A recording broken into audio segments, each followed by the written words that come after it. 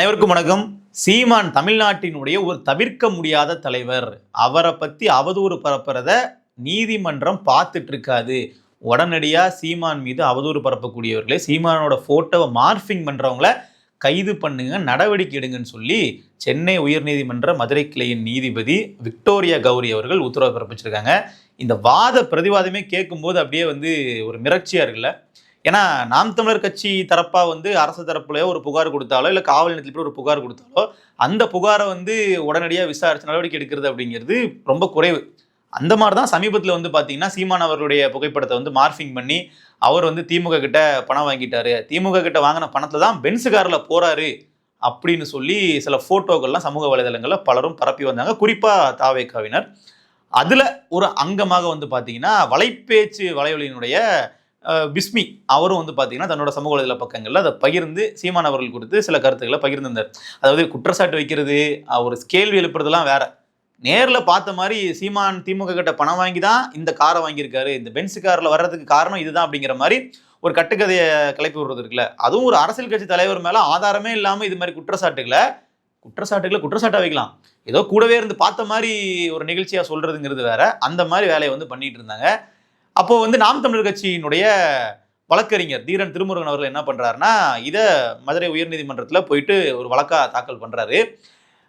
உண்மையிலே தீரன் திருமுருகன் அவர்களோட செயல்பாடுகள் பாராட்டத்தக்க வகையில் இருக்குங்க. நீங்க பாத்தீங்கன்னா இப்ப நேற்று தான் கரூர்ல உயிரிழந்தவரோட குடும்பத்திற்கு அரசு வேலை வழங்கக்கூடாது அப்படின்னு தாக்கல் பண்ண வழக்கிலையும் வெற்றியை வாங்கி கொடுத்துருக்கிறாரு. இப்ப இன்றைக்கு பாத்தீங்கன்னா சீமான் மீது அவதூறு பரப்பக்கூடிய அந்த பிஸ்மி அவர்களை நீதிபதி அவர்களே நீங்க நடவடிக்கை எடுங்க அவர் மேல அப்படின்னு சொல்ற அளவுக்கு இந்த வழக்கு கொண்டு போய் நிப்பாட்டியிருக்காரு. ஸோ கிட்டத்தட்ட இவரோட செயல்பாடுகள் ரொம்ப அருமையா இருக்கு. சமீபத்தில் கூட நாம் தமிழர் கட்சியினுடைய வழக்கறிஞர் பாசறையினுடைய மாநில ஒருங்கிணைப்பாளர் நம்ம சங்கர் அவர்கள் கூட என்ன பண்ணாருன்னா தாவேக்காவுக்கு போயிருந்தார். ஸோ நாம் தமிழர் கட்சியினுடைய வழக்கறிஞர் பாசறையினுடைய ஒரு தலைமை பொறுப்பில் இருக்கிறவரே இப்படி கட்சி மாறிட்டாராங்க ஒரு பார்வை இருந்துச்சு இல்லையா. இவர் அந்த இடத்துல ஒருவேளை அவங்க வச்சாங்க அப்படின்னா நிச்சயமா நாம் தமிழர் கட்சி ஒரு சட்ட ரீதியாக ஒரு லீகல் விங் ஸ்ட்ராங்கா கொண்டு வர முடியும். நாம் தமிழர் கட்சியினர் மீது நாளைக்கு யாராச்சும் ஒருத்தவங்க வழக்கு பதிவு பண்றாங்கன்னா கூட அதை சிறப்பான முறையில் கையாளுறதுக்கு ரொம்ப உதவிகரமா இருக்கும்னு நம்ம வெளியிருந்து பார்க்கும்போது நமக்கு தோணுது. ஸோ அதை கட்சி பரிசீலிக்கட்டும். ஸோ இவர் என்ன பண்ணியிருக்காருன்னா, இந்த வழக்கு தாக்கல் பண்ணும்போது நீதிபதி அவர்கள்கிட்ட இந்த விவாதம் நடக்கும்போது தான் என்ன பண்ணியிருக்காங்கன்னா, நீதிபதி அவருடைய வாயாலே சொல்லியிருக்காங்க இந்த மாதிரி சீமான் அவர்கள் தவிர்க்க முடியாத ஒரு தலைவர் அப்படிங்கிறது. ஸோ அவர் என்ன சொல்றாருன்னா, இயற்கை குறித்து கனிம வளம் குறித்து தொடர்ச்சியாக பேசக்கூடிய ஒரு தலைவர், அவரை பத்தி அவதூறு பரப்புறது எப்படி நாம அமைதியா பார்த்துட்டு இருக்க முடியும், அதோடு நின்னா பரவாயில்ல. இன்னொன்று என்ன சொன்னாங்கன்னு பார்த்தீங்கன்னா, இந்து சமய அறநிலைத்துறையில 100 கோடி ரூபாய்க்கு ஊழல் நடந்திருக்கு அப்படிங்கிற குற்றச்சாட்டை வைக்கும்போது அந்த துறையினுடைய அமைச்சர் ரமேஷ் அவர்கள் கொடுத்த வழக்கின் அடிப்படையில் யாரெல்லாம் சோசியல் மீடியாவில் போஸ்ட் போடுறாங்களோ எல்லாரையுமே தூக்கி சிறையில் வச்சாங்க. ஸோ அப்படி தாவேக்கா தரப்புல யாரை பத்தி என்ன பேசினாலும் உடனடியாக பாஞ்சு நடவடிக்கை எடுக்கிற காவல்துறை அதோட மட்டும் நிப்பாட்டில். அடுத்ததாக விஜய் அவர்கள் நான் இப்படி பண்ணிடுவேன் அப்படி பண்ணிடுவேன்னு சொல்லி மார்க்கண்டையன் விளாத்திக்குளம் தொகுதியினுடைய எம்எல்ஏ பேசுறாரு. அவர் பேசின உடனே சிட்டிங் எம்எல்ஏன்னு கூட பார்க்காம பார்த்தீங்கன்னா அவரோட வீடு விடியகாலே அரெஸ்ட் பண்றாங்க. அப்போ விஜய் அவர்கள் குறித்து பேசின உடனே அப்படியே பாஞ்சு பிடிக்கிற காவல்துறை தமிழ்நாட்டினுடைய தவிர்க்க முடியாத தலைவர் சீமான் அவர்கள் குறித்து பேசும்போது மட்டும் எதற்காக நீங்க அமைதியா இருக்கீங்க, மௌனம் காக்குறீங்க அப்படின்னு கேட்டிருக்காங்க. 100 கோடி ரூபாய் அண்ணன் செந்தமிழன் சீமான் முன்னாள் சிஎம் ஸ்டாலின் வாங்கிட்டாருன்னு சொல்லி உட்கார்ந்து யூடியூப்ல ஒருத்தர் பேசுறாரு. தொடர்ந்து அண்ணன் செந்தமிழன் சீமான் மீது அவதூறு குற்றச்சாட்டு படுத்துறாங்க. இதை நம்ம கமிஷனர் ஆபீஸ்ல புகார் கொடுத்தோம், எஸ்பி ஆபீஸ்ல புகார் கொடுத்தோம். அவங்க அதிகாரத்துல இருக்கிறனால நம்மளை கண்டுக்கல, நம்ம அதிகாரம் இல்லாதனால நம்மளை கண்டுக்காம விட்டாங்க. திரும்ப நம்ம எஸ்பி கிட்டையும் நம்ம சொன்னோம், கமிஷனர்ட்டையும் சொன்னோம், நம்ம சட்டப்பூர்வமான வாதங்களை வச்சோம். இல்ல நீங்க போய் ஏபிபி எங்களுக்கு என்ன சொல்லியிருக்காங்கன்னா, இந்த வழக்கு உங்களுக்கு மேட் அவுட் ஆகாது அப்படின்னாங்க. நாங்க நீதிமன்றத்தில் பார்த்துட்டு நீதிமன்றத்தில் வந்தோம். இன்னைக்கு இந்த வழக்கை தாக்கல் செய்து அதை விசாரித்த மாண்புமிகு நீதிபதி அவர்கள் விக்டோரியா கௌரி அம்மா அவர்களுக்கு எங்களுடைய சொல்ல முடியாத நன்றிகளும் வணக்கங்களும். நேரடியா தமிழ்நாட்டினுடைய தலைவன் சீமான் தவிர்க்க முடியாதவர். அவர் தப்பா மார்பிங் பண்றது ஏற்றுக்கொள்ள முடியாது. அவர் தமிழ்நாட்டு மக்களுக்கு கிடைத்த மிகப்பெரிய ஒரு பெரிய தலைவர் அப்படின்னு ஒரு தடவை சொல்லல, 2 தடவை சொல்லல, 3 தடவை பதிவு பண்ணாங்க. இதை காவல்துறை வேடிக்கை பார்க்குறீங்க. திமுக அமைச்சர், திமுகவோட எம்எல்ஏ தப்பா பேசணும், உடனே நீங்க அவரை பிடிச்சி ரிமாண்ட் பண்ணீங்க. சமீப காலமா சீமான் அவர்கள் ஒரு புது பென்ஸ் காரை ஒன்று வந்து பயன்படுத்துறாரு.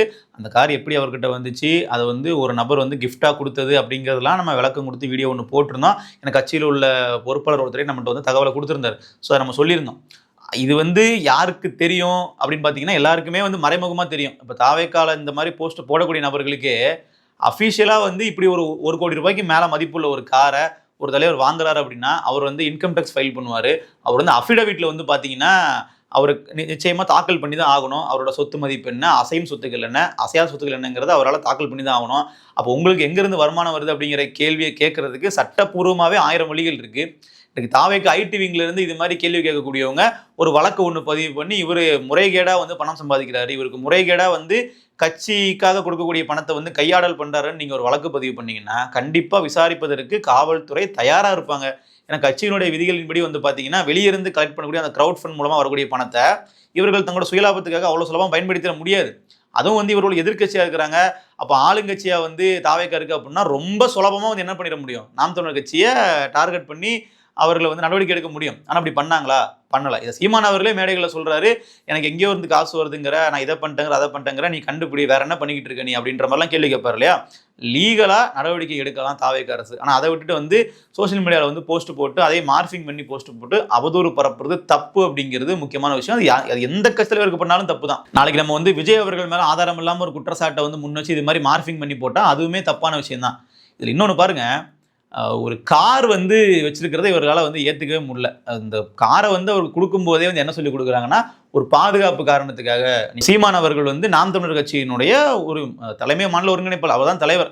ஸோ அப்படி இருக்கக்கூடிய சூழலில் வந்து பார்த்தீங்கன்னா அவருக்கோட பாதுகாப்பு அப்படிங்கிறது ரொம்ப ரொம்ப முக்கியமான ஒன்று. அதில் சமரசமே பண்ணக்கூடாது. அதனால நீங்கள் வந்து ஒரு புல்லட் ப்ரூஃப் காரு, ஒருவேளை வந்து பாம் பிளாஸ்ட் ஆனால் கூட உள்ளே இருக்கக்கூடிய எதுவுமே ஆகாது அப்படிங்கிற மாதிரி வடிவமைக்கப்பட்ட ஒரு பாதுகாப்பு காரணங்களுக்காக உயர் ரக கார் அது. ஸோ அந்த காரை வந்து பயன்படுத்துங்கன்னு சொல்லி ஒரு நபர் வந்து ப்ரெசென்ட் பண்ணுறாரு. அது 6 மாசமா பயன்படுத்தாமல் இருக்கிறாங்க. பின்னாடி வந்து அதை எடுத்து பயன்படுத்த ஆரம்பிக்கிறாங்க. அதற்கு இவ்வளோ ரைட் அப்பு திமுக கூட அவர்கள் கூட்டணி வச்சு பணம் வாங்கிட்டாங்க, பெட்டி வாங்கிட்டாங்க அப்படிங்கிற மாதிரி. ஸோ இதற்கெல்லாம் வந்து என்னப்பா ப்ரூஃப் அப்படின்னு கேட்டிங்கன்னா நம்புங்க நீங்கள், நாங்கள் சொல்கிறது தான் உண்மை அப்படிங்கிற மாதிரி. ஸோ இது என்ன ஆகும்னு பார்த்தீங்கன்னா இந்த மாதிரியான ஃபேக் நரேட்டிவ், ஃபேக் நியூஸ் அப்படிங்கிறது 2 குரூப்பாக வந்து பிரியும். நாம் தமிழர் கட்சியினரோட ஃபீல்டில் நாம் தமிழர் கட்சியினர் சம்மந்தப்பட்ட சோஷியல் மீடியா போஸ்ட்டில் இது உங்களுக்கு வரவே வராது. ஏன்னா இவங்க ஃபாலோ பண்ணுறது ஃபுல்லாக என்டிகேவோட சம்மந்தப்பட்ட நியூஸாக வந்து இருக்கும். இங்கே அது வரவே வராது. இது எங்கே ஃபுல்லாக ஸ்ப்ரெட் ஆகுன்னு பார்த்தீங்கன்னா இந்த டிவிகே பபுள்னு சொல்லுவோம். தாவேக்கா சம்மந்தமான ஒரு எக்கோ சிஸ்டம் ஒன்று இருக்கும். அங்கே ஃபுல்லாக அப்படியே சுத்தலில் விட்டுருவாங்க. அங்கே எக்கச்சக்கமான பேர் ஷேர் பண்ணிட்டே இருப்பாங்க. ஓ அப்படியா, ஆமாம் இவரே சொல்லிட்டார், அவரே சொல்லிட்டார், அப்போ சீமான் திமுக கூட கூட்டணி அப்படின்னு சொல்லி அப்படியே நரேட்டிவாக வந்து செட் பண்ணி கொண்டு போக பார்ப்பாங்க. இவர்களுக்கு நாம் தமிழர் கட்சியை யாராச்சும் ஒருத்தங்க கூட தொடர்பு படுத்தி பேசிடணும், யாராச்சும் ஒருத்தங்க கூட இவர்கள் கூட்டணி வச்சே ஆகணும் அப்படிங்கிற ரொம்ப உறுதியாக இருக்கிறாங்க. நாம் தமிழர் கட்சி எங்க கூட கூட்டணிக்கு வரணும்னு திமுக கூட பெருசாக விருப்பப்பட்டிருக்காது. நாம் தமிழர் கட்சி எங்க கூட கூட்டணி வரணும்னு சொல்லி பாஜக கூட பெருசாக விருப்பப்பட்டிருக்காது. ஆனால் தமிழக வெற்றி கழகம் தான் பார்த்தீங்கன்னா திமுக கூட கூட்டணி போயிடுவாருன்னு அது ஒரு பக்கம், பாஜக கூட கூட்டணி போயிட்டாருன்னு அது ஒரு பக்கம். எப்படி இப்ப சமீபத்தில் சரத்குமார் அவர்களுடைய பிறந்த நாள் நிகழ்ச்சியில போயிட்டு சீமான் அவர்கள் கலந்துக்கிறாரு, ஒரே மேடையில் உட்கார்றாரு. பாத்தீங்களா சரத்குமார், அவர் எங்க இருந்தாரு, பிஜேபியில இருந்தாரு. அவர் அதுக்கப்புறம் பக்கத்துல யார் இருக்கா, நேரா நாகேந்திரன், அவர் யாரு, பாஜகவினுடைய மாநில தலைவர். அப்ப நீங்க பாத்தீங்களா இவங்க எல்லாரும் ஒன்னா சேர்ந்து இருக்கிறாங்க, அப்போ இது கண்டிப்பா கூட்டணி அப்படின்னு பேசுறது.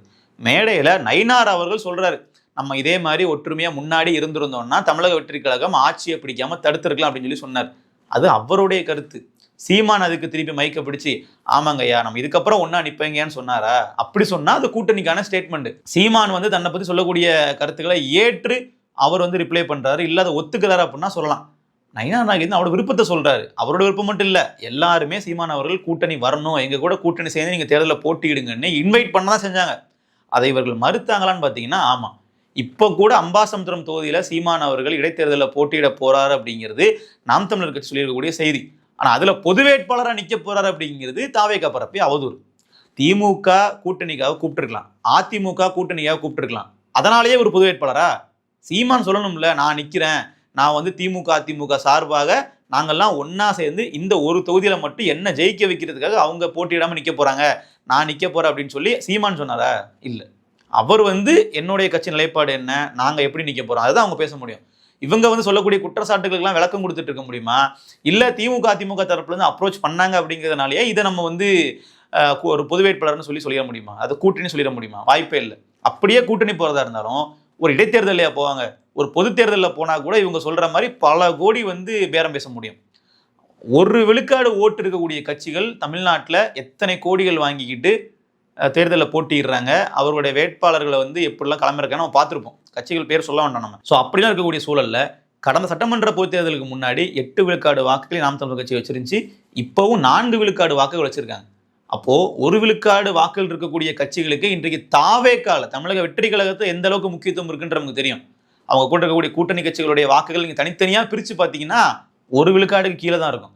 அப்ப அந்த கட்சிகளுக்கெல்லாம் இன்னைக்கு எந்த அளவுக்கு முக்கியத்துவம் கொடுக்கப்படுதுன்னு பாருங்க. இப்ப நாம் தமிழர் போன்ற 4 விழுக்காடு வைத்திருக்கக்கூடிய கட்சி இன்னைக்கு தாவேக்கா கூட கூட்டணி போனாங்கன்னா அங்கேயும் சிகப்பு கம்பளம் விரித்து வரவேற்க தான் செஞ்சிருப்பாங்க. இப்ப இன்றைக்கு அரசியல் களத்துல தாவேக்காவுக்கு எதிர்நிலையில நாம் தமிழர் கட்சி தங்களை நிப்பாட்டி இருக்கு. அதனாலேயே வந்து பாத்தீங்கன்னா இவர் திமுக கூட போயிட்டார், அவதூறு பரப்புங்கிற தவறான விஷயம். நம்ம வந்து இதை சும்மா கூட சொல்லல. விஜய் அவர்களே ஆரம்பத்துல கூட்டணிக்கு அப்ரோச் பண்ணது முதல்ல நாம் தமிழர் கட்சியை தான். அப்போ அன்னைக்கு தெரியலையா இவர் வந்து திமுகவோட பி டீமா செயல்பட்டு இருப்பாரு, இல்லை இவர் வந்து பாஜக கூட கூட்டணி போயிடுவாருன்னு சொல்லிட்டு. ஸோ அன்னைக்கு அவங்களுக்கு அதெல்லாம் தெரியல. இன்றைக்கு வந்து அரசியல் களத்துல எதிரியா நின்று எதிர்க்கும் போது அவங்களுக்கு வந்து சாயம் பூசுறது, ஒரு பக்கம் கருப்பு பெயிண்ட், இன்னொரு பக்கம் காவி பெயிண்ட் பூசிட்டு இருக்குது. ஸோ இதெல்லாம் வந்து அரசியல் களத்துல துளியும் வந்து எடுபடாது. மதுரை உயர்நீதிமன்ற நீதிபதியினுடைய கூற்று அதற்கு ஒரு சான்றா வந்து அமைஞ்சிருக்கு.